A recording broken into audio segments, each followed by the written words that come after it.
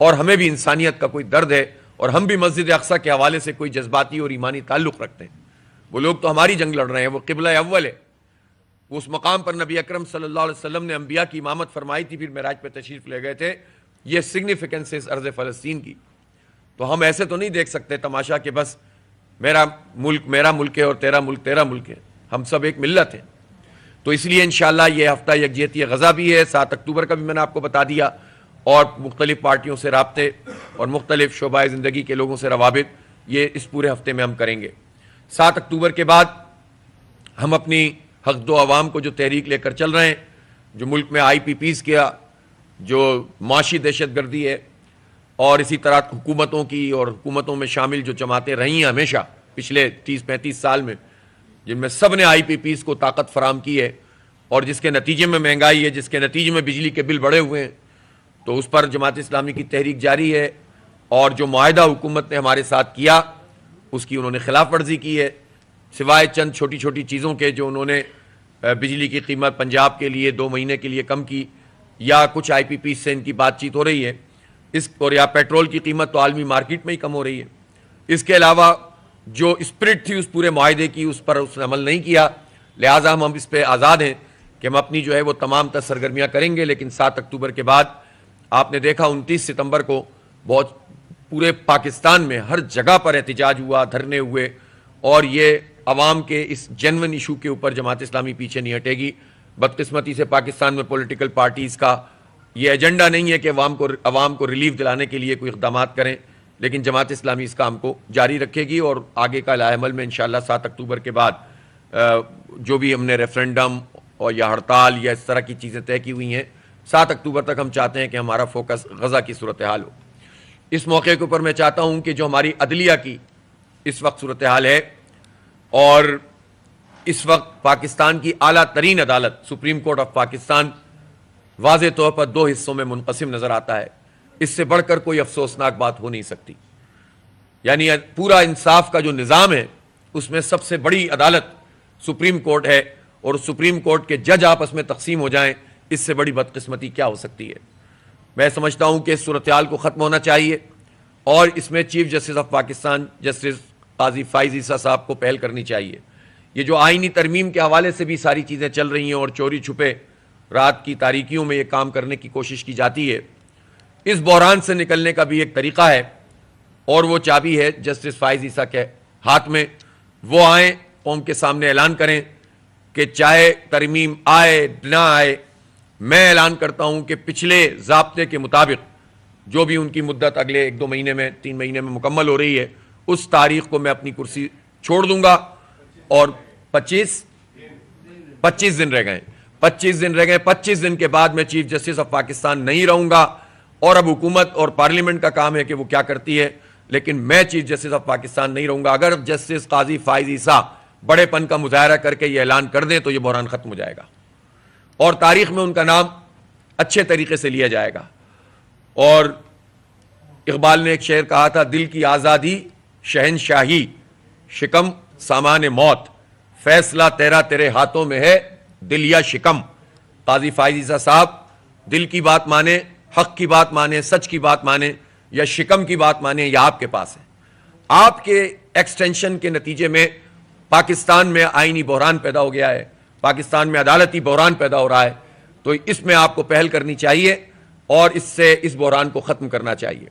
لیکن حکومت کیا کر رہی ہے؟ حکومت تو جال سازی کر رہی ہے۔ پہلی بات تو یہ ہے کہ یہ آئین کی رٹ لگاتے ہیں۔ یہ کس آئین اور کس ضابطے کے تحت حکومت میں شامل ہوئے ہیں سارے لوگ؟ فارم 47 کے نتیجے میں جو حکومت بنی ہے، جو پارلیمنٹ بنی ہے، اس کی اپنی کیا ساکھ ہے، کیا اس کی جو ہے وہ کریڈیبلٹی ہے کہ جس کی بنیاد پر وہ اتنا بڑا فیصلہ کرنے کے جائیں کہ آئین کے بنیادی ڈاکومنٹ میں تبدیلی کر دیں؟ یہ کسی صورت میں بھی قابل قبول نہیں ہے۔ میں اس میں ایک بات اور بھی کہنا چاہتا ہوں کہ سیاسی جماعتوں کو بھی حکومت کے اس جال میں نہیں آنا چاہیے کہ وہ کہیں کہ اس حصے کو مان لیں اور اس حصے کو نہیں مانیں، اس پیکیج کو مان لیں اور اس پیکیج کو نہ مانیں۔ یہ راستہ تو خود حکومت کے فیور کا راستہ ہوتا ہے، کنفیوژن پیدا ہوتا ہے۔ تو جو بھی شقوار مطالعہ کر رہے ہیں اور ایک حصے کو تسلیم کر رہے ہیں اور دوسرے کو نہیں کر رہے ہیں، ان سے میری یہی گزارش ہے کہ یہ کنفیوژن نہ پیدا کریں اور کلیتاً اس پوری ترمیم کو مسترد کیا جائے۔ اور ایک مرتبہ یہ سپریم کورٹ کا معاملہ سیٹل ہو جائے، پھر وہ ساری چیزیں کہ جن کا تعلق ججوں کی ایکسٹینشن سے نہیں ہے، جن کا تعلق اپنی مرضی کی عدلیہ قائم کرنے سے اور ججوں چیف جسٹس کے تقرر کے پروسیس سے نہیں ہے، اس کے علاوہ جو بھی ترمیم ہے بعد میں دیکھتے رہیں، لیکن اس وقت تو اگر کسی بھی ترمیم پر گفتگو کی جائے گی یا اس کی شق پر گفتگو کی جائے گی تو اس کا فائدہ ان طالع آزما لوگوں کو ہوگا کہ جو اپنی مرضی کا چیف جسٹس چاہتے ہیں، اپنی مرضی کے جج چاہتے ہیں، اپنی مرضی کی عدلیہ چاہتے ہیں اور اپنی مرضی کا انصاف چاہتے ہیں. تو لہٰذا یہ جو ڈکٹیٹرشپ والا مائنڈ سیٹ ہے یہ ختم ہونا چاہیے. بہت بہت شکریہ.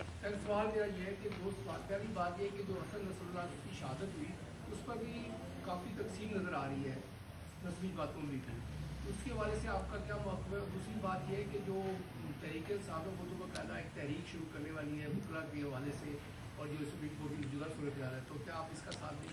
اچھا، اسی کے ساتھ چھوٹا سا لے لیں، یہ جو آپ تاریخ شروع کرنے جا رہے ہیں اس میں آپ نے پی ٹی آئی والوں سے یا مولانا فضل الرحمان سے مشاورت کی ہے کہ ان کو ساتھ لے کے چلیں گے؟ اچھا دیکھیں، دو تین باتیں ہیں نا اس میں. ایک تو آپ نے حسن نصر اللہ شہید کی بات کی ہے. جماعت اسلامی کا تو پروگرام پہلے سے طے تھا 29 ستمبر کو دھرنوں کا، ہم نے وہ دھرنے رکھے، لیکن ہر دھرنے میں حسن نصر اللہ شہید کی نماز جنازہ ادا کی ہم نے. اس وقت امت میں تفریق پیدا کرنے والا، شیعہ سنی کی بنیاد پر گفتگو کرنے والا اور پرانے گڑھے مردے اکھاڑنے والا وہ اسرائیل کو فیور دے گا. اتنا کامن سینس تو ہر ایک کو ہوتا ہے کہ گھر میں جب ڈاکو آتا ہے تو دو بھائی آپس میں نہیں لڑ رہے ہوتے، ڈاکو سے لڑتے ہیں. تو آپ اس معاملے میں بھی اگر یہاں پر لوگوں کو فرقہ وارانہ ذہنیت کی طرف لے کر جائیں گے تو یہ فرقہ وارانہ اور مسلکی ذہنیت بیمار ذہنیت ہوتی ہے، یہ دینی ذہنیت نہیں ہے. اس کا سارا فائدہ لادینی قوتوں کو ہوگا. وہ اسرائیل ہے جس نے حسن نصر اللہ کو بھی شہید کیا اور اسماعیل ہنیہ کو بھی شہید کیا. تو ان کا میزائل تو شیعہ سنی نہیں دیکھ رہا، لیکن ہماری زبانیں نہیں رک رہیں. تو چند لوگ ہیں، ان چند لوگوں کی وجہ سے ہم پورے پاکستانی عوام کو کچھ نہیں کہہ سکتے، لیکن ان چند لوگوں کو بھی کسی بیرونی ایجنڈے کو سامنے لا کر کام نہیں کرنا چاہیے. امت کے مفاد کو دیکھنا چاہیے. میری درخواست ہے بڑے بڑے علماء کرام سے کہ اس موقع پر وہ سامنے آئیں اور اس طرح کی چیز پیش کریں کہ جس کے نتیجے میں یہ تفریق ختم ہو اور ہم اپنا رول، جماعت اسلامی اپنا یہ رول ادا کرے گی. پہلے بھی کیا ہے، اب بھی کریں گے. امت کو توڑنے والی جتنی چیزیں ہیں اس کا فائدہ مغرب کو ہوتا ہے، طاغوتی قوتوں، سامراجی طاقتوں کو ہوتا ہے. اس لیے اختلافات کو کم سے کم کر کے اتفاق کی بنیاد پر آگے بڑھنے کی ضرورت ہوتی ہے. بھائی کیا کروں؟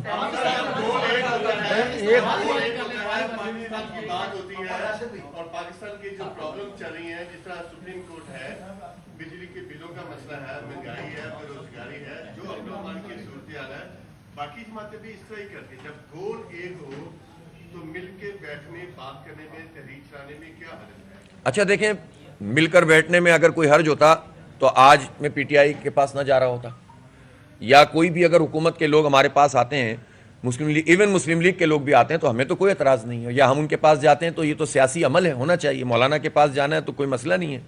کوئی بھی این پی ہو، ایون بلوچستان کی جماعتیں ہیں اور تمام جماعتیں، پیپلز پارٹی، ہم ان کے پاس بھی جائیں گے. تو سارے اختلاف کے باوجود اور شدید اختلاف کے باوجود کامن ایشوز کے اوپر تو گفتگو بھی ہونی چاہیے اور کامن ایجنڈے کے اوپر اشتراک عمل بھی ہو سکتا ہے. لیکن کچھ تجربات بھی ہیں پاکستان کی 77 سال کی پولیٹیکل ہسٹری کے. تو اس لیے میں یہ چاہتا ہوں کہ سر دست تو ہم جو ابھی ملاقاتیں کر رہے ہیں وہ ایک غزہ کے اور فلسطین کے معاملے پہ کر رہے ہیں، اور ہم یہ چاہتے ہیں کہ یہ فوکس ہمارا اسی پہ رہے. البتہ جب ملاقاتیں ہوتی ہیں تو گفتگو تو ہر طرح کی ہوتی ہے.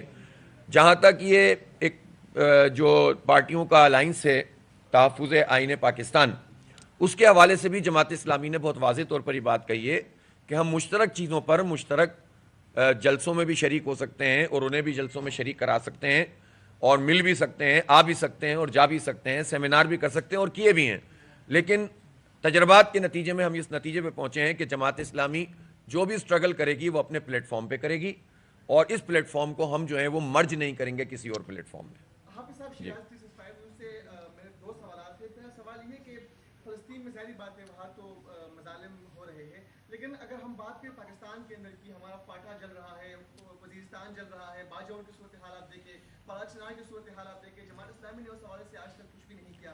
دوسرا میرا سوال یہ ہے کہ آپ کے 40 دن پورے ہو گئے ہیں، کیا غزہ کا سہارا لے کر، فلسطین کا سہارا لے کر جماعت اسلامی نے جو وعدے کیے تھے عوام کے ساتھ، جو راولپنڈی میں دھرنا دیا تھا، کیا آپ اس سے اسٹیپ بیک تو نہیں کر رہے؟ آپ کی دونوں سوالوں میں سر میں اب میں عرض کر دوں، آپ نے دو سوال کیے اور دونوں میں سوال میں آپ نے ججمنٹ دی ہے، اور صحافی کو ججمنٹ نہیں دینی چاہیے، سوال کرنا چاہیے. پہلی بات تو یہ آپ نے پہلے یہ کہا کہ اس کے حوالے سے فاٹا اور ان سب پہ، وہ بھائی جماعت اسلامی تو ریکارڈ پر ہے. ابھی تو میں 3 دن پہلے تو میں جرگہ کر کے آیا ہوں پشاور میں. آپ کو تو معلوم، صحافیوں کو تو معلوم ہونا چاہیے نا، صحافیوں کو پتہ ہونا چاہیے.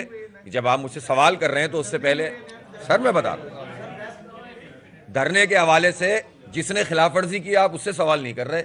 جو دھرنے پہ بیٹھا 14 دن سڑتے رہے اور گرمی میں بلبلاتے رہے لیکن پھر بھی ڈٹ کر کھڑے رہے، اور اس کے بعد ہڑتال بھی کی، اس کے بعد پھر جو ہے وہ 29 تاریخ کو سینکڑوں دھرنے کیے، تو وہ بھی شاید آپ کی نظر سے نہیں گزر سکے، تو وہ بھی گزر جائیں گے انشاءاللہ جب آپ مطالعہ فرمائیں گے.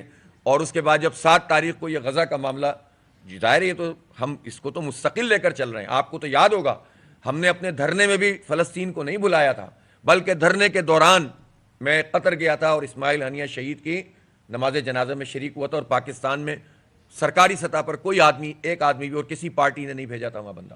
تو اس لیے ہم فلسطین کو نہیں بھلا سکتے، وہ ہماری ایمان کا حصہ ہے، لیکن اور کشمیر بھی.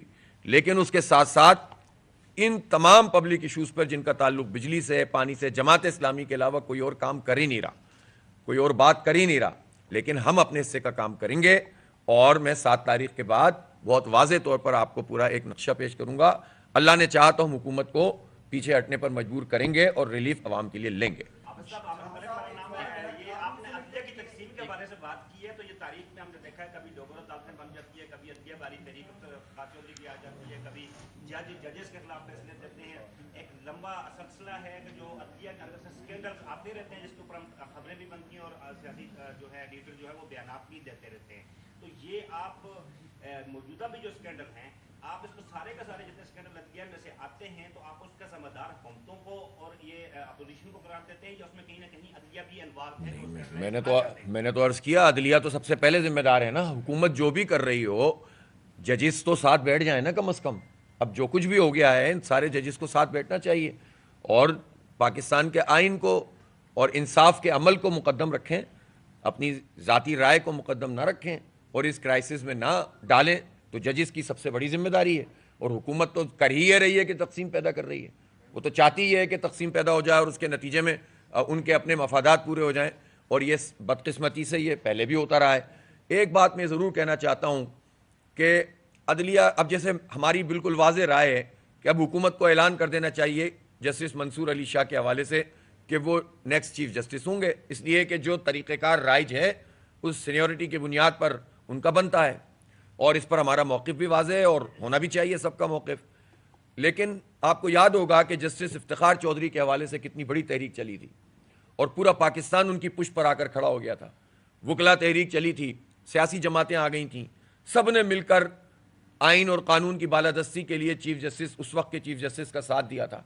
لیکن چیف جسٹس افتخار چودھری قوم کی تمناؤں پہ پورے نہیں اترے، انہوں نے انصاف فراہم نہیں کیا.